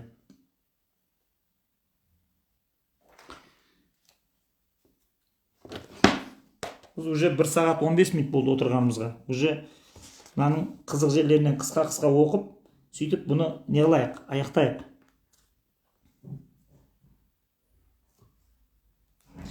Енді мынандай нәрсеге келейік дейді. Құдайдың дейді, адамды қай жасында, қай жаққа, қандай іске қарап шақырып атқанын точно біліп, сырттан бір үкім беріп оны айта алмайды дейді да. Сен дейді, Құдайдың әр адаммен индивидуально құпия оның жүрегінің ішінде жасап атқан жаңағыдай шақыруларын сен сырттан көріп, естіп, біліп, сен точно айыра алмайсың оны дейді. Ол сен ойлағандай анық бадырайып тұрған нәрсе емес ол дейді. Енді кейбіреулерінде болады дейді. Мысалға қанмен ағып келген, ата бабасынан келген бір жарып шығатын талант, күйшілігі, болмаса бір жыршылығы, әншілігі бірден бадырайып көрініп тұрады дейді. Оларда бірден айтасың енді, ондай кезде оңай. Сен әнші болсайшы, сен күйші қылып жаратқан ғой Құдай. Сен деген мынандайсың ғой. Сен әдебиетке бейім бар ғой, қарашы жазуларың қандай деп айта бересің дейді. Бірақ мас халық олай емес қой дейді. Ол көбісі өте нәзік, бұлыңғыр, ең терең қабаттарында жатады дағыны, көбісі ана байқай алмай қалады. Енді дейді, мынандай нәрсе бар дейді. Адамдар ол мамандық ауыстырған, орта жолға келген кезде жаңа кәсібін ауыстырған деген ол бір позор емес, ол бір масқара емес, ол бір жұмысын жүргізе алмай қалып, бір содан бір бейшара болып қалғандығынан емес. Керісінше дейді, орта жаста шешім қабылдап, екінші бір паласаға түсетін болса, ол өте күшті нәрсе дейді. Мысалға дейді, баяғы біздің Мәликамыз бар емес пе дейді, жаңағы хай скулды тастап, монастырға кетіп қалатын. Сол шынымен де 5 жыл кәдімгідей монашка болып, Құдайға қызмет етіп, сол жерде жағы отмен кіріп, күлмен шығып, сол жерге келетін адамдардың қызметін қылып жүрді ол дейді. Содан кейін 5 жылдан кейін бұл жердегі менің нем бітті, мен енді мына ашық қоғамға шығып, мені Құдай осылай қарай шақырып жатыр, менің призванием мынау деп ол сөзін шықты дейді. Енді бұған қарап, ол мына бейшара жағы монастырға барып 5 жыл дін оқымай-ақ, сразу мына жаққа кете салғанда күшті болар еді деп сен айтпақшысың ба, ананың 5 жыл монастырдағы өмір далаға кетті деп дейді. Үйтіп айта алмайсың дейді. Баяғы атақты ойшылдардан қалған сөз бар дейді. There is a time to go to church дейді. Яғни шіркеуге баратын да оның ол жерден тыңдайтын, ол жерден бір нәрсе үйренетін де өзінің заманы бар. And a time to leave the church. Және ол жерден шығатын да, оны тастап кететін де уақыты бар дейді. Сондықтан қай кезде кіру керек ол жерге, ол жерден де тәжірибе жинайсың, діни жамағаттың ішінде де тәжірибе жинайсың, діни ілім алған кезде де сен көзің ашылады, Құран оқуды да үйреніп шығасың, біздің қазақшаға салсақ. Бірақ бұл жерде бір апасын нәрсе бар. Яғни жаңағы біз енді мұсылманшылыққа салсақ, мешітке баратын да уақыт бар, діни білім аламын деп медресеге баратын да уақыт бар, ол жерден кететін де уақытың бар сенің. Яғни көп адамдар осы жерге де шатысады. Ана жерге кіреді дағыны, мен дүниесіне араласпаймын, мен сондай пәк пеште сияқты адаммын, мен мына саясат анау-мынауға араласпаймын, заңдарды өздерің талқылай беріңдер, мен мына жерде жаңағыдай құлшылық қылып пайғамбарға салауат айтып отырмын, сондықтан мен жанымды кірлетпеңдер деп ананың ішінде қақ қоятын болса, онда ол керісінше ананың призваниесі сыртқа шықпай қалады. Яғни оған айтуға болады да, Құдай сонда сені тек қана сол мешіттің ішінде жаңағыдай безопасный жерде, сол жерде пәк періште болып отыру үшін жаратып қоймай, сенің призваниең сол ма, сол ол жерден шықпайсың ба енді сен дейді. Соны айтып жатыр, айналайындар, мына дінге кететін адамдар көрме, мынау барлық тарақты қамтып жатыр ғой, мына юрист болып кеткенді де қамтыды, ананы да қамтыды, үйінде отырып туып алған қызды да қамтыды, церковьке кетіп қалған діндарды да қамтыды, бәрін тұтас алып келе жатыр, призваниені ашам деп. Соның ішінде кірді, біраз уақыттан кейін ол қайтадан шықты. Себебі оның ішінде де ол тәжірибе жинады дейді. Иә, монастырьдың ішінде мынандай минустар бар, мынандай плюстар бар. Енді қоғамда оны былай қолдану керек деп. Енді 30 жыл отасып ажырасып кететін әйелдер бар дейді. Енді олар не істейді дейді. Ол жерде мынандай sequential vacations деген болады дейді. Яғни призвание деген бірдеңнен салп етіп біреу болып келмейді дейді. Сатыла бір-бірін жетектеп, бірінші мынаған шақырам, сосын мынаған шақырам, сосын мынаны істе деп біреуін жетектеп отырып сатыла өсетін түрлері де болады дейді. Соны көбісі осыны түсінбей қалады дейді. Енді осыны білу керек. Мысалға women and men, еркекте әйелдер де who have become divorced after 20 or 30 years marriage, 20-30 жыл отасқаннан кейін ажырасып кететіндер болады дейді. They often think of themselves as failures. Ол өмірде жолымыз болмады деп олар өзін жейді дейді. They berate themselves for having made the wrong choice of a man. Өзін өзі сөгеді дейді аналар жаңағыдай. Мен жас кезімде бекер ана қызға үйлендім, болмаса бекер мына күйеуге тидім деп. They feel all those years have been wasted. Оған күйеуге тиген, онымен отасқан 20 жылының бәрі далаға кетті деп жылайды дейді маған келеді таны. Occasionally this self-condemnation does seem partly justified. Кейде ғана ол бір частично ғана өзін ақтауы мүмкін дейді. It seems that they didn't make wrong choices and they waste decades. Маған дейді олай болып көрінбейді дейді. Не үшін дейді?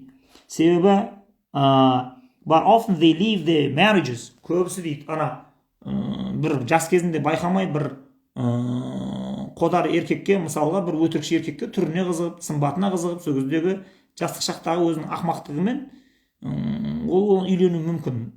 Солай ғой, мысалға жас кезде қыздар ақымақтықпен көбіне, біз студент кезімізде қыздардың 80%-ның ақылы толыспаған, 90%-ның гитарамен өлең айтатын дауысы күшті еркек көрсе болды, крышасы кете беретін еді ғой. Ол сөзінде тұра ала ма, ол қыздарға адал ма, ол махаббатын до конца ұстап тұра ала ма, ол қандай семьядан шықты, оның араласатын ортасы қандай, ол қандай өнерге қызығады, тергеу, тексеру, ар жағын жоқ. Ол өлең айтады, ол красавчик, оған тимесем өлем деп еңіреп ойбай талай қыздар Казгуртта жаздың күні балконға шығып алып аңырап жылаған кезде 5-ші этажда комнатасында жалғыз жатқан Шанжархан басын қай жастықтың астына тығарын білмей әбіршіп кетуші еді ғой, өтті ғой сондай замандар. Соны айтады енді дейді, сондайменен дейді үйленеді ғой бұл пақырлар енді дейді. Бірақ ажырасқан кезінде дейді, білесің бе дейді, with far greater psycho-spiritual maturity дейді. Олар әлде қайда психоспиритуал, рухани жағынан, психологиялық жағынан оның сана сезімі пісіп жетіліп үлкен адам болып кетеді дейді. Саған өзі әуесте керек осы еді ғой дейді. Көрдің ба дейді. When they embarked upon them, үйленгенге дейінгі дейді. Баяғы жаңағы өлең айтса болды, жаңағы үстіне кожаный куртка, басына пепельный норка кисе болды, аңырап соған ғашық болып соңынан кете беретін ақымақтығының бәрі сыпырылып түсіп қалған 20 жылдың ішінде дейді. Мынандай саф ақылы қалады дейді да енді оны. Қандай адаммен араласу керек, енді ол өзінің өсіріп жатқан қызын қандай ортаға бейімдеу керек, бәрін біліп тұрады. Так, енді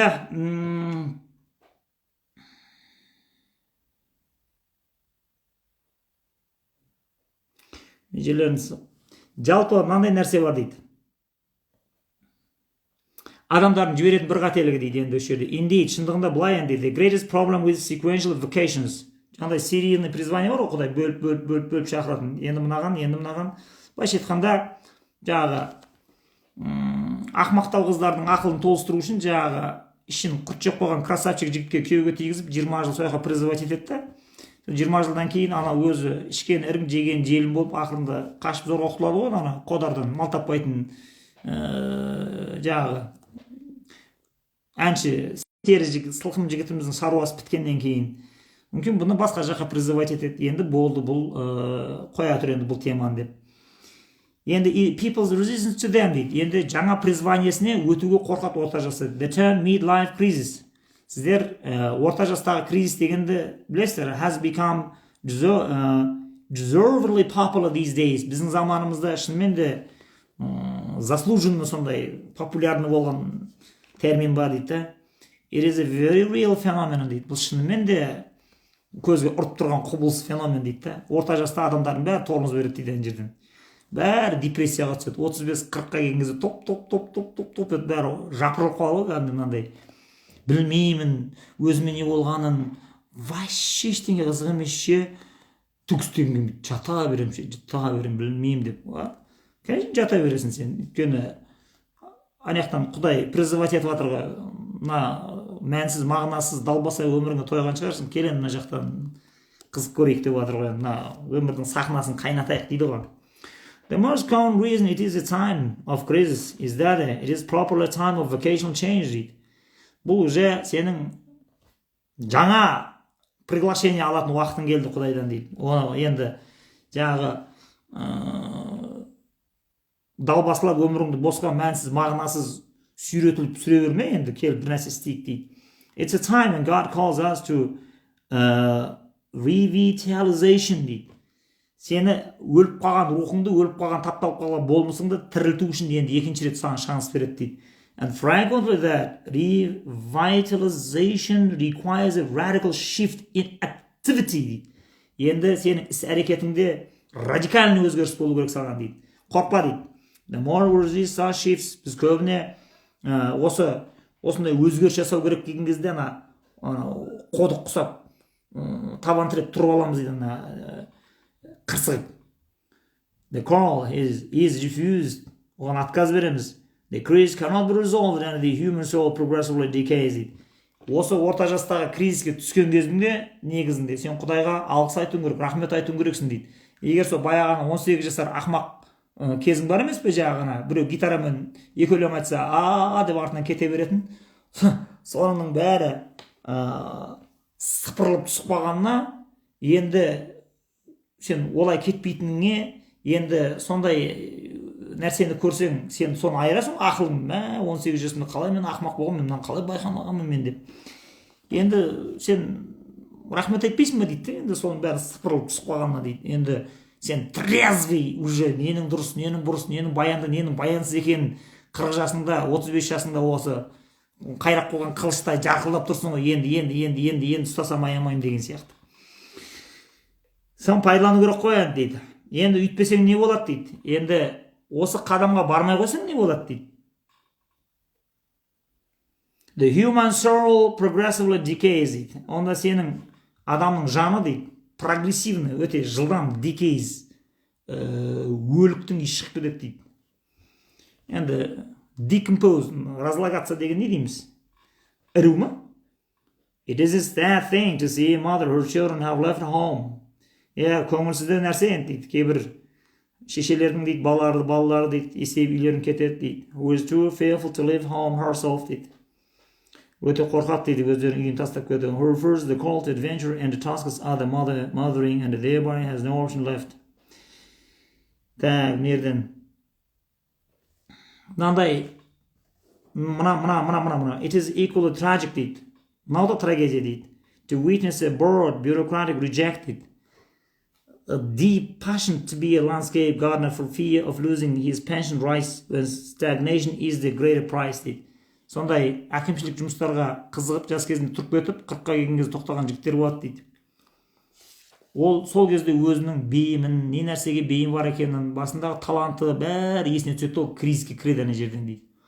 Әлде шанс оған дейді, өзінің бойындағы Құдайдың берген талантын бұрқ еткізіп қайттан шығаруға дейді. Соны жаңағы пенсионный фондым жүріп жатыр, анауым жүріп жатыр, мынауым жүріп жатыр деп түкке тұрмайтын нәрсеге, мемлекеттің қызықтырған заттарына крючокқа түсіп қалады дағыны, соның өзінің болмысын өзі өлтіріп тынады ақырында дейді. Оның бұл stagnation деген, тоқырау деген сөз ғой, is the great prices дейді. Бұл тоқыраудың бағасы өте қымбат дейді. Былайша айтқанда пенсия аласың, жаңағы акиматтан бір 2 бөлмелі, 3 бөлмелі квартира алуы мүмкін, бірақ ақысына өзіңнің өміріңді, өзіңнің болмысыңды бересің. Былайша айтқанда сен ешкім емессің, босқа келдің, босқа жаңағы құны жоқ, бір құрт сияқты, аяқтың астына тапталып кеткен сияқты кеттің сен дейді ғой, короче.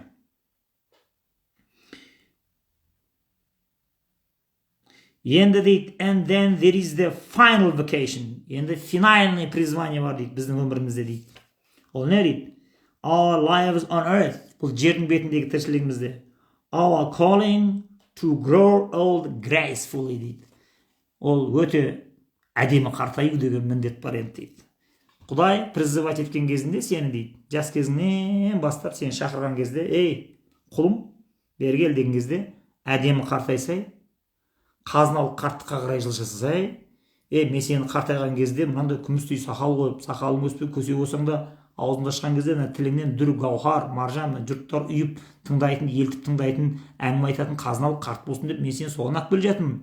Сен немене бір бетіңе бір әжептәуір бір түр салып бір красавчик қойып едің, қыздардың бәрін, қыз келіншектің бәрін қырып тоймен томалақтың өзі гүлі болып бүйтіп, жасың 40-қа 45-ке келсең де жаңағы аттан түспей қоймай отырсың. Бұл ойын жастарға берсейші енді оны. Кетсейші мына жаққа деп шақырып жатыр дейді. Бірақ жаңағы лақпын деп ойнайды тоқал ешкі дегендей, өзі тоқалдығына қарамастан енді 40-45-ке келген жігіттерге ары қарап енді ол сахнаға кіре берудің не қажеті бар мысалға. Уақытында қартайып кету керек дейді. Егер үйтіп сәтті қартай алмасаң, онда кешегі 5 қаңтар күні тағынан тоңқалаң асып, масқара болып, позорищесі болған біздің ғасыр ғұламасы сияқты кетесің тентіреп дейді. Соны призывать етпеді емес, призывать етті Құдай. Соны шақырды, Нұреке кесей 95 жыл билікті Нұрқаділовке, Сәрсенбаевқа өткізді, әдемі қартайып пенсияға шықсай болды ғой деп. Жоқ, жабысып қалды ғана таққа, жабысып. Бәріміз қырғыз жіберeceğiz деп, ақырында құрыды енді өзді. Енді соңғы бір ключевой сөз айтам, сонымен бітті. Енді осы жерде дейді, әдемі қартаю өзі бар емес пе дейді. Кімдер әдемі қартаяды, кімдер енді осы қарттық призваниесін әдемі қартайса деген Құдайдың шақыруын кімдер естімей қалады. Енді осы жермен мен әңгімені бітіремін. Ары қарап көп ұзағым бітпейді. This is particularly problematic for the secular mind дейді. Secular minded, дінге сенбейтін, руханиятты мазақ қылатын, скептик оған күмәнмен қарайтын, киелі кітапта салт дәстүр, пайғамбар, Құран, уахи деген сөзді естісе, нервісі ойнайтын, мынау академиялық рационалды ғылымды ішіп алған, күшті мамандық меңгерген және сол мамандығымен жақсы ақша табатын секуляр, светский адамдар ең проблемный осылар дейді. Маған осындай әйелдердің 70-ке тақап қалған, in their 70s or late 60s, уже 70-ке тақап қалған, 60-ын асып келген келіп дейді. Ол бишаралардың дейді, уже көздері кеткен, денсаулықтары кеткен, біреуінде уже глаукома дейді, көзі 90% көрмейді дейді. Соң маған келеді тағына айтады дейді, осылай, доктор, біз не істейміз, жаңағы депрессияға түсіп жатыр, анау. Сонда көрдің ба міне? Мына кімнің, Скоттбектің бұл жердегі айтып жатқаны. Сен дейді, мына жас кезіңнен бастап түскен кезіңде негізгі ең барлық адамзатқа ортақ, жігіттер мен қыздардың бәріне ортақ бір призвание бар дейді. Жаңағыдай call vocation дейді. Сен ана жақтан call-ын шақырып тұрған. Ол бойыңда күш қуатың бар кезде, денің сау кезде, көзің мынау бүркіттей болып көріп тұрған кезінде қарттыққа дайындал. Хикмет үйрен, рухани құндылық жина, дастарханның басында бата беруді үйрен, тойға барған кезде кәдімгі салмақты сөйлеуді үйрен, мақал мәтелдерді орнымен қолдан, жатта, би шешендердің сөзін жатта, қиссалардан жатта дейді. Бұлар оны тыңдамайды ғой дейді. Бұлар алаттағыны ондай нәрселердің бәрі ескінің қалдығы, бұлар дінмен шатысып кеткен. Біз дінге сенбейміз, секуляристпіз деп бәрін лақтырып тастайды тағыны, ондай современный наукамен қаруланады. Сөйтеді тағыны қарттыққа дайындық жасау деген ойына кіріп шықпайды дейді. Сен дейді, миллион жерден сен бар мана гимнастиканы жасай бер дейді, миллион жерден сен витамин ше бер дейді. Бәрібір биологияның өзінің заңы бар, бәрібір сені бір жерден алмай қоймайды. Бәрібір ол сені я рак қылады, я цирроз печень қылады, я көзіңді алады, я бүйрегіңді алады, әйтеуір бұл сені бәрі сындырады бұл дейді. Соны дейді, маған келіп дейді, айтады дейді, не істейміз деп. Соны мен айттым оларға дейді, көке, апа сіз қызықсыз деп айттым дейді. In youth, жас кезіңде, we are called from dependency. Бізді тәуелді болудан to independence, тәуелсіз болуға Құдай шақырды. Ол кезде, қашанғы шешеңнің қойында өгіздей болып жата бермексің? 15-ке келгенше шешеңді ембесің бе, не істейсің? Деп айтады дейді Құдай. Сен жігіт болдың ғой 15-те. сен әкеңсіз шешеңсіз өзің шешім қабылдап өмір сүрмейсің ба, оқымайсың ба, университетке бармайсың ба, мамандық алмайсың ба, өзің үйленіп бөлек шықпайсың ба, өзіңнің шешімдеріңді өзің қабылдамайсың ба, немене бәле ол, әке шешесіне жабысып қалған деп айтады Құдай дейді. In middle age to interdependence, осы екеуінің ортасында, and in old age ultimately back to dependence again. Ортада біраз жаңағы 20 жасым, мысалға мен де сондай болдым. 18 жасымда үйден independence, тәуелсіз болдым. Әкем шешемнен жауап goodbye Америка деп кеттім. Айқой 25, өзім би, өзім қожа, 23-ымда үйлендім. Білгенім істедім. Енді міне уже қайттан мен уже тәуелсіздігімді жоғалтып жатырмын қазір. Күннен күнге, жылдан жылға менің денсаулығым жайлап түсіп баратыр уже мына шайды да бейіміміз дайындап алып келіп неге қоймаса уже өз бетінше түк істей алмайсың. Уже бала-шаға уже әнерді бүйтіп қойыңдар, тазалап қойыңдар, төсек сап қойыңдар, менің дәрімді әкеп беріңдерші, ана затымды әперіп жіберіңдерші, еңкейіп уже шама жоқ. Аш киім таба алмаймын уже. Жаңағы тақырбас тауып бердің, аш киім мынау емес пе деп. Уже баяғы барлық шаруаны атқарып кете беретін, бір өзі шығып алып баса алған жаққа қаңғи беретін, қыстың күні жаурамайтын, жаздың күні қаталамайтын шан-жарқам жоқ. Уже жасы енді 50-ге толады, сосын 10 жылдан кейін 60, отырып жатырмыз, отырып күтімге уже мұқтаж болып баратырмыз. Яғни кішкентай кезімізде тәуелді болдық ата-анамызға, жуындырды, шайындырды, жаңағыдай дәрет-мәретіміздің бәрін солар туралады. Үйден кеттік, тәуелсіз өмір басталды. 30-40 жыл тәуелсіз өмір сүрдік, тәуелсіздіктің дәмін таттық, қайттан тәуелсіздігінен айырыласың. Яғни енді былайша айтқанда 4 ұлымыз болса, 4 келіннің ішіндегі ең жайлысына қолына барып тұрасың деген сөз ғой енді. Енді балаларымыз секулярист болып кетіп, жаңағы қартайғанда қарттар үйіне өткізіп жібермесе. Соны енді анарға айттым дейді. Апа, не проблема деп айттым дейді. Сөйтсем айтады дейді да, енді қараш, мен дейді, жас кезімде дейді, бұлар ақшасы көп, дінмен шаруасы жоқ, Құдаймен шаруасы жоқ, жақсы мамандықтарды оқиды, мықты университетті бітіреді, мынандай специалист, ешкімге тәуелсіз, ақшаны табады, бұлатына мәшен, дүниені қаңғиды, кезеді, жүре береді дейді. Вообще қарттыққа дайындалмайды бұлар дейді. Соған келеді тағы бір күні сарт етіп 65-тен асқан кезінде бір ауру шыға келеді дейді, ем жоқ. Сонымен паника басталады дейді, ойбай не істеймін дейді. Соның ішінде мен біреуін ғана құтқардым дейді ғой. Қайсысы деген кезде біреуін ақ дейді. Төрт қатым келді ғой бұған жылап. Fortunately, менің бағыма орай дейді.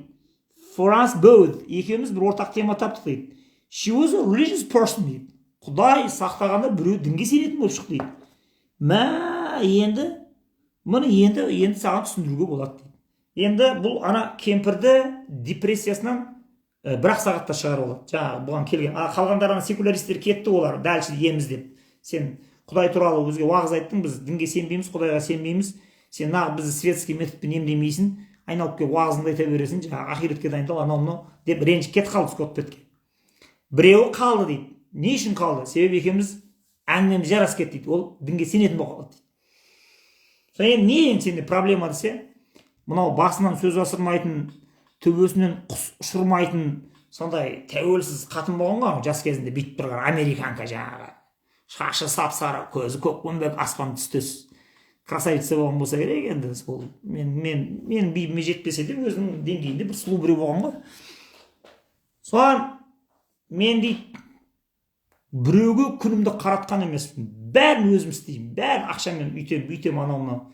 Енді қартайған кезінде неге бармаймын жаңағы церковьке, сервиске, уағыз тыңдауға. Соң көзі көрмейді 90%. Ана жастар қолынан жетектеп байғұсты алып барып отырғызады. Соң бір жаққа баратын болса, амал жоқ, көзі көрмегеннен кейін не істейді? Анда апар, мында апар дейді да. Соған бұл қорланам дейді. Что мені біреудің жетектеп жүрген, мен кім едім? Баяғыда 30-ымда кім едім мен? Соны айтады, апа дейді. Сіз білесіз ба, башибін ауруды, осындай сізге бейшара не жүрген. Бұл Құдайдың сізге берген нығметі, сіз бұл ауруды сүюіңіз керек, көзіңіздің соқыр болып қалған дейді. Неге дейді? Себебі Құдай бізді жаратқан кезінде maturity дейді. Ақыл ой сана сезімің пісіп, сен мындай санасы жарқыраған, нұрланған адам болып кетуің керексің негізінде дейді. Сен бұл жерден өсуге, өнуге, дамуға келгенсің дейді. Сенің осы өсуіңді, ақылыңның нұрлануын тежеп тұрған нәрсе ол тәкаппарлық. Құдай күнімді біреуге қаратпасын, мен бәрін өзім шешемін деген тәкаппарлық сені отырғызады ертең дейді, ақиретте көзіңді ояды сенің дейді. Ертең өлгеннен кейін Құдайға барасың ғой дейді, кібірліктен ұстайды, тәкаппарлықтан ұстайды сен дейді. Сен мін дейді, Құдай көзіңді алды дағыны, ақыры өзің айтқан сөзге жақсылықпен түсінбейді екенсің. Хайуанға бас білдірген таяқ деген, жақсыға ишара, жаманға таяқ деген, кел ақыры сен ишараны түсінбейді екенсің, мен саған енді түсіндіріп жіберейін дейді дағыны, көзіңді соқыр қылды. Міне енді сенің бүкіл жаңағы кібірлігің, тәкаппарлығың, Құдай біреуге күнімді қаратпасын деген жаңағы өзің Құдай болғың келме, не істемекшісің сен? Адамның күні адаммен. Адамның күні адамға қарайды. Бір адам анаған тәуелді, анаған тәуелді, бір-бірімізбен бүйтіп байланысып жатырмыз бүйтіп. Сен не сонда осы табиғаттың Құдайын жасап қойған адамның күні адаммен деген системаны бұзып, өзің Құдайға айналып кетейін деп отырсың ба? Қойсын, болды ғой енді. Болды, қартайдың, көзің көрмейді сені, жастар жетектейді сені. Жүресің сөйтіп біреудің жетегінде мүсәпір болып. Кірсең жәннатыңа сөйтіп кіресің сен топырақтықпен. Мына кібірлігіңмен бара алмайсың сен. Деп айтып тастадым дейді оған апама. Сөйтіп дейді, ана апам жазылып кетті дейді. Мынау бірінші естіп өтім рахат қой деп. Конечно, содан о бейшара екі көзің соқыр болғанына қуанып, бұндай екенін білгенде ертерек соқыр болатын едім ғой деп. Жүрегі жарылып кетті дейді бұл бейшара. Ой, мынау деген әлі 5 бет бар. Болды, бір жарым сағат отырдық, осы жетеді. Енді 90 ауыз сөздің тобықтай түйіні былай, жігіттер, қыздар. Бұның бәрін таусамаймыз. Ең соңғы түйіні, бұның ең соңғы түйіні мынаған келеді. Жалпы Құдайдың үнін есту деген оңай шаруа емес. Кімді қандай мақсатта жаратқан точно ешкім айта алмайды. Бұны Құдайдың ең үлкен құпиясының біреуі сол. Адам өле-өлгенше менің кетігім қайсы, қай жерде тұруым керек еді, мен дұрыс орнын таптым ба, таппадым ба деп аласұрумен жүре береді дейді. Сондықтан анандай адамдарға да сенбеңдер дейді. Сені мынау үшін жаратқан, сені андай, мындай деп айта беретін, сенің жаңағыдай призваниеңді біліп беремін мен. Көрдің ба, мынандай мысалға дейді, бұны не үшін алып келе жатыр? Мақұл дейді. Мына художникті шештік, жаңағы монастырьға барғанды шештік, соқыр қатынның мәселесін шештік, шешіп келе жатырық дейді. Сен бәрін шеше алмайсың дейді. Құдайдың құпиясы, Құдайдың адамзатқа жасаған жұмбағы өте көп дейді. Соның ішінде мысалға страшный аурулар болады дейді. Түсінбейсің сен оны дейді. Бір адам ни с того ни с сего түсініксіз шизофрения дейді, ақылынан айырылып қалады. Или сексуальный ориентациясы өзгеріп кететіндер болады дейді. Ештеңе істей алмайсың сен анаған дейді. Оны былай. Оны болды, уже мойынсұнасын. Құдай сені не үшін былай қылды мен білмеймін. Жалпы бірақ нәрсе түсінетінім, адамның басына түсетін сондай бақытсыз нәрселер көп. Бірақ сол бақытсыздығынан неге мен бұған ұшырадым? Бұл бақытсыздығым арқылы, бұл мойныма түскен бәле арқылы, маған жабысқан бұл кесел арқылы маған Құдай нені үйреткісі келді екен? Мен бұдан қандай ғибрат аламын? Бұдан бір даналық шыға ма? Жаңағыдай бір менің бір кібірлігімді бірдеңені сындырғысы келіп, мені бір maturity, ақыл ой сана сезімді тезірек пісіргісі келіп тұр ма деген сұраққа қарай маталса, онда ол шығады ситуациядан дейді, бірдеңе бір бәле қылып дейді. Ал үйтпейтін болса, онда жағдай қиын дейді. Сондықтан даже мен психиатр ретінде қанша көрдім, үйттім дейді. Осы 35-40 жыл тәжірибемде өмірде жинаған дейді. Адам сияқты алуандыққа ұшыраған, адам сияқты алуан қайғы қасірет шегетін тіршілік иесін көрген жоқпын дейді.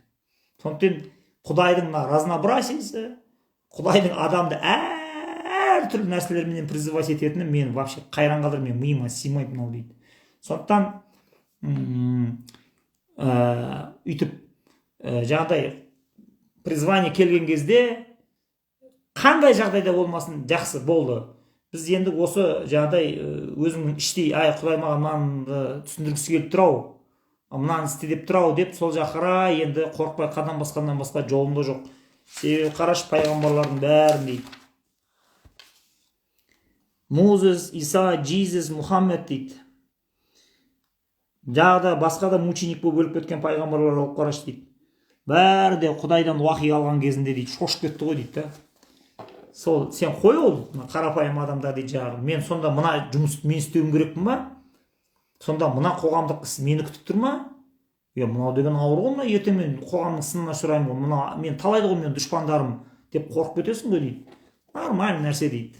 Солай шайқатылып кету. Сен түгіл, пайғамбарлар қорқады дейді. Пайғамбарларға уахи түскен кезінде бәрінің айтады дейді. Is it really you that I hear? Шынымен сен, Құдай, сен өзің сөйлеп тұрсың ба? Why me? Неге мен пайғамбар болуым керек? I'm not earthy. Мен оған не емеспін дейді, стоящий емеспін дейді, тұрмаймын ғой мен бұған уахи арқалауға дейді. Can you find someone else дейді. Басқа біреу таппадың ба дейді. Must I? Не, мен істеймін ба не бұны? I'm afraid of hard. Мен жүрегім ауырады мынадан деп айтты дейді. Will you help me? Жақсы, мен бұл майданға шықсам, маған көмектесесің ба? Деп пайғамбарлар сұрайды ана жерден дейді. Сен де сөйтіп тұрасың енді, өмірдегі сол айналайын дейді. Так, болды. Сонымен қорыта айтқан кезде басы жаңағыдан басталды бүгінгі әңгімеміздің. Vacation деген нәрсе, яғни тек қана бір мамандық тауып, бір жерден ақша тауып, бір кәсіп қылып жүрсем, менің орным осы деп ойлап қалмаңдар, ол да апасын дейді. Сосын жаңағыдай ұлы миссия арқалап туған, нағыз үлкен призвание арқалағандар деп, оларға да түсіп қалмаңдар дейді. Себебі оның да бір рискі бар дейді. Мына мания величие деген ауру бар деп нәрсе айтады. Мен жаңа оқыған жоқпын, секіріп өтіп кеттім. Яғни өзін ұлы адамдарға теңестіріп алып, мен Гитлермін, мен Наполеонмын, мен Ленинмін, мен Сталинмін деп жүріп, жаңағы психоз болып, не қылып, психбольницада өмір қамалып дәрі ішіп жататындар да бар дейді. Сондықтан андай ұлы миссия арқалап туған деген әңгімелер көтерілген кезде шили қатты оған кіріп кетпеңдер дейді. Сәл осторожно тұрыңдар дейді. Себебі призваниенің humble, яғни қарапайым, жұрт байқамайтын түрде болады дейді. Оны айттық жаңағыда, бір шегенің өзін жасайтын адамның өзі қандай мемлекеттік роль ойнап кетеді деп. Сондықтан жағы егер бұл жерде бізді жаңағыдай бір 20-30 жыл отасып тағдырдың тәлкегіне түсіп қалып ажырасып кеткен кісілер болса, олар да өмірім менің мына сұмыраймен босқа өтіп кетті деп өзін өзі жемесін дейді. Сол жаңа 20-25 жыл 30 жылға созылған ырың-жырың ерлі зайыпты өмірінде қандай тәжірибе жинады, қандай ақымақтықтарынан құтылды, қандай мудрость, хикмет, даналық үйренді. Енді ол даналықты ол қайға жұмсамақшы, оны кімге бергісі келеді. Осындай сұрақтарға ол басын қатырса, ол уже серийный болады дейді. Яғни саған ол мынандай депрессиядан құтқарады сен дейді.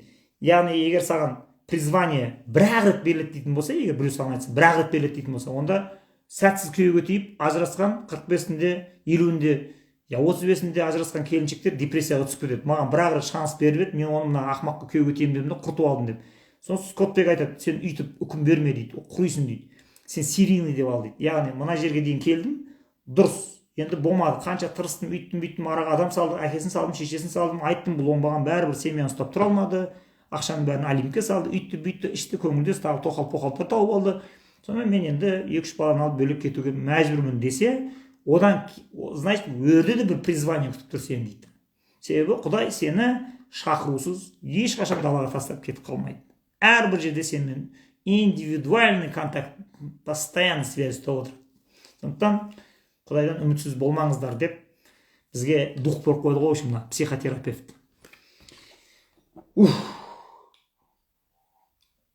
Қой, мен шаршадым. Қанша болды сағат? 12:30 болды ма? Сендер ұйықтамайсыңдар ма? Айны 400 адам әлі отырсыңдар. Үшін әйелдер отыр, сендер күйеулерің жоқ па? Күйеулерің аяғынан өшір, ана дауысы жағымсыз екен, миды жеп қойдың деп ұрыспайын сендерге. Өзіңе сен өзіңді алып шығар, ақылың мен еңбегің екі жақтап дейді.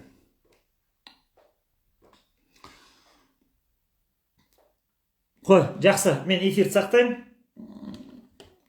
Қол тисе анонс беріп қоймаймыз бе?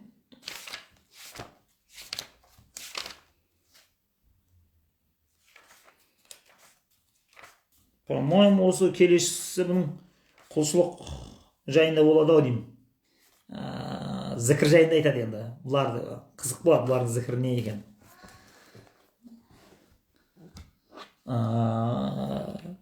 Бұларға айтып зікір қылады. Сосын біз қалай зікір қыламыз, өзіміздікімен салыстырып көреміз. Скоттбек күшті ме, жоқ, Шанжархан күшті ме деп ойнаймыз сөйірде. Екеуінің қайсының несі мықты екен деп. Бұл пақыр қайтыс болып кетті ғой. 2005 жылы. Егер тірі болғанда, қазір біздің эфирді көріп, біздің зікірлерді тыңдаса, бұл еңкілдеп жылар еді. Қазақтар, мен действительно бағы бар халықсыңдар ғой сендер. Қалай мынандай нелер, менің қолымда болмады, мен бейшара христиан болып, әйтеуір қалған құтқан бір-бірлерден жоқтан бар жасап, бүйтіп зорға дегенде психиатр болып, психотерапевт болып өттім. Нағыз өмір Қазақстанда екен ғой деп аузын су құрып отырар еді. Просто қайтыс болып кетті, мейлі енді жатқан жер жайлы болсын. Жақсы, қош сау болыңыздар. Келесі нені Қожа Ахмет Яссауидің зікірімен мощный қылып өткізуге тырысамыз, барынша қазақтарға ыңғайлы қылып. Келесі сабақты аңдып отырыңыздар, сол кезде болады. Айтам. Давайте, сау болыңыздар.